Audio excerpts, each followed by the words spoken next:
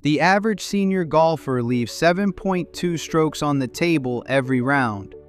Not in the swing, in the decisions. 7 strokes that have nothing to do with how well you hit the ball, and everything to do with which ball you choose to hit. In the next 13 minutes, I'm going to show you the 5 course management decisions that PGA Tour Champions players make before every shot. The 5 decisions that, according to Arccos data, drop the average handicap 4 to 6 points in players over 55.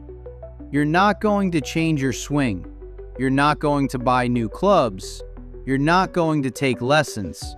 You're going to change only the decisions. And that, according to the data, is the difference between a 92 and an 86 next weekend. Let's start with decision number 1. And I'm warning you, it happens before you pull the driver out of the bag. Meet Tom. Tom is 62. He's been playing golf for 35 years. His handicap has been 18 for the last 3 seasons. He goes to the range twice a week, Tuesdays and Thursdays, rain or shine. He hits 200 balls every session. He's trying to fix one thing: distance. Every YouTube video, every magazine article, every pro in his club tells him the same thing: hit it farther. And Tom listens. He's disciplined. He's consistent. He does exactly what he's been told to do. And yet, 3 years, no change. Here's what the data actually says. Between a 62-year-old with an 18 handicap, that's Tom, and a 62-year-old with a 12 handicap, the difference in driver distance is 8 yards. That's it. 8 yards. 8 yards does not turn a 92 into an 86. So where are those 6 strokes hiding? They're hiding in the moments Tom has never thought of as choices. The moment he pulled the driver. The moment he aimed at the pin instead of the center of the green. The moment he went for the green from the rough, because Tiger Woods would have gone for it. Tom is not Tiger Woods. And every time Tom makes a decision as if he were Tiger, he pays for it. What if every Tuesday and Thursday, instead of hitting 200 more balls, Tom spent 30 minutes learning 5 decisions? The answer is in a number from Arccos that changes everything. That number is next. Before we go into the 5 decisions, you need to see this one number. Arccos analyzed 10,000 rounds played by senior golfers. For every 10 strokes lost to par, 6.3 came from strategic decisions, not execution. Only 3.7 came from actually mishitting the ball. So when Tom goes to the range twice a week to hit 200 balls, he's attacking 37% of the problem. He's leaving the bigger half completely untouched. Here's what this means in plain English. If you're a senior golfer who wants to drop strokes, your next 4 hours of practice time should not be at the range. They should be spent rewiring 5 specific decisions. The same 5 decisions that tour champions over 50 make automatically. Watch any PGA Tour Champions event carefully. Before a single swing, you'll see a full minute of one specific behavior. Deliberation, not execution. Amateurs think about the swing. Champions think about the choice. And the secret is this: the choice matters more as you get older, not less. Let me explain why. And it starts with a number you're going to recognize. 85 miles per hour. The average senior golfer swings the driver at 85 miles per hour. A PGA Tour professional swings it at 115. That's a 30-mile-per-hour gap. And that gap matters but not for the reason you think. That 30-mile-per-hour gap doesn't just mean less distance, it means less margin. When a tour pro makes a bad decision, he can muscle out of it. He has the speed to overpower a mistake. When a senior makes a bad decision, he pays for it, every time. The mathematical relationship is simple. The cost of a bad decision increases as swing speed decreases. For a tour pro at 115 miles per hour, a bad club selection costs maybe half a stroke on average. For a senior at 85, the same bad club selection costs 1.4 strokes. That's nearly 3 times the penalty. There is no magical swing change that bridges that gap. The physics don't cooperate, but judgment does. The PGA Tour Champions Tour is played by the best golfers over 50 in the world. Their average swing speed is 93 miles per hour, closer to yours than to a PGA Tour pro's. The difference between a Tour Champions player and you is only 8 miles per hour of clubhead speed. Yet their scoring average is 68. Yours is 92. 8 miles per hour accounts for maybe 4 strokes. The other 20 strokes are judgment. That is the size of the opportunity. So what exactly are these decisions? There are 4 types, and you make all 4, whether you realize it or not, on every single hole. Target, club, position, tolerance. These are the 4. Target. Where are you actually aiming? The pin? The center of the green? The safe side? Target accounts for about 1.4 strokes around when you get it wrong. Club. What's in your hand? The club you think reaches the green, or the club you actually hit your average number with? Club selection. 1.1 strokes around. Position. Where on the fairway are you trying to leave yourself? Not on the fairway. Which part of the fairway? Position is the big one. 1.8 strokes around. Tolerance. How much margin for error are you leaving yourself? Because you will miss-hit shots. The question is only, how badly do you get punished when you do? And tolerance, the hidden cost. 2.9 strokes per round, the biggest killer of all. Add them up. 1.4 plus 1.1 plus 1.8 plus 2.9. 7.2 strokes. That's the number from the hook. Every one of these is recoverable without touching your swing. But before I give you the 5 decisions, you need one mental model. And if you skip it, the decisions won't work. The Tiger Woods trap. You grew up watching tour pros make impossible shots. You've seen Tiger Woods cut a 6-iron from 215 yards out of the rough onto the green 1,000 times. And somewhere deep in your mind, you filed that shot as possible. Here's the trap. Tour pros carry a hybrid 160 yards. You carry a 3-wood 140. Same shot, 20 yards short, in the water. The decision was copied from a pro. The body was not. The water doesn't care about your intentions. Here's the inversion that changes everything. If you took a tour pro and gave him your swing speed, he would not play the same shots he plays now. He'd play more conservative shots, because conservative shots win tournaments when you have a narrow margin. Aggressive shots only win when you have a wide one. Conservative is not cowardly. Conservative is mathematically optimal. Watch a PGA Tour Champions event. Watch Langer. Watch Furyk. Watch Stricker. They almost never attack pins. They leave themselves uphill putts. They take bogey in stride instead of chasing par into disaster. Tour Champions players attack the pin only 14% of the time. The young PGA Tour pros attack it 31% of the time. The older they get, the smarter they play. And when they do, they beat guys who hit it 30 yards past them, because the game is scored in strokes, not in yardage. So let's get into the 5 decisions, one by one, exactly as a senior should make them. Because decision number 1 happens right here, on the tee, before the swing. Decision number 1. The 80% rule. Never use a club you hit your best shot with only 20% of the time.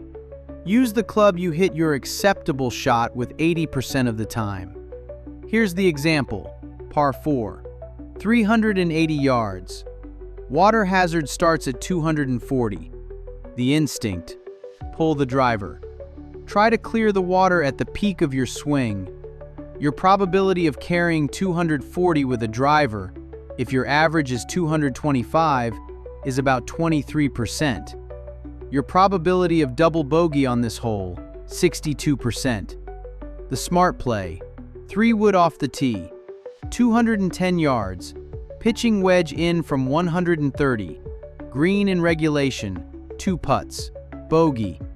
Probability of finishing in bogey with this strategy, 71%.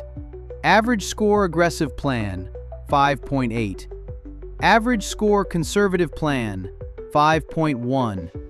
0.7 strokes better every time this hole is played. You face a version of this decision on about 4 holes every round. Conservative play on those 4 holes save you nearly 3 strokes. The operational rule. If your hero shot probability is below 30%, you pick the safer club. Every time, no exceptions. You don't need to pull off the thing you saw Tiger do.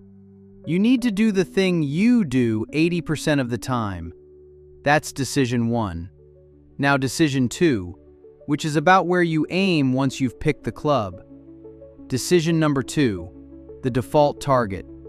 The center of the green is always better than the pin for a senior golfer. Pin hunting is only appropriate when the pin is in the center. Watch this green. The pin is 5 paces from a deep bunker. The center of the green is 15 paces from the bunker.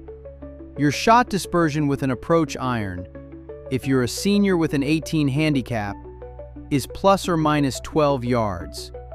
If you aim at the pin, 12 yards short puts you in the bunker. 12 yards left puts you in the bunker. If you aim at the center, that same 12-yard dispersion keeps you on the green almost every time. Arccos analyzed this exact choice across thousands of rounds. Senior golfers who aim at the center of the green, not the pin, score 1.4 strokes lower every single round. The rule you adopt starting this weekend: if the pin is anywhere near trouble, aim at the middle of the green. 2 putt for par. Walk to the next tee. The operational rule. If the pin is less than 15 paces from any kind of trouble, bunker, water, runoff, you aim at the center. Period. You're not playing for the perfect shot. You're playing for the probable 2-putt par. For you, a bogey on a hole with a sucker pin is better than the flipped coin of a birdie or a double. Par, for a senior amateur, is a number you earn over 18 holes, not a number you chase on every hole. That's 2.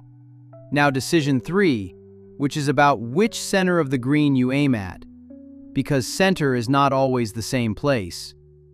Decision number 3, the right side of the hole. The downhill putt is the enemy. The uphill putt is the friend. Before every approach shot, identify the side of the green that leaves you an uphill putt. Aim there. Even when the pin is on the opposite side. Every green slopes. Every green has an uphill side and a downhill side. From 20 feet, the average senior amateur makes an uphill putt 28% of the time. From 20 feet downhill, 11%. Compound that difference over 10 greens reached per round.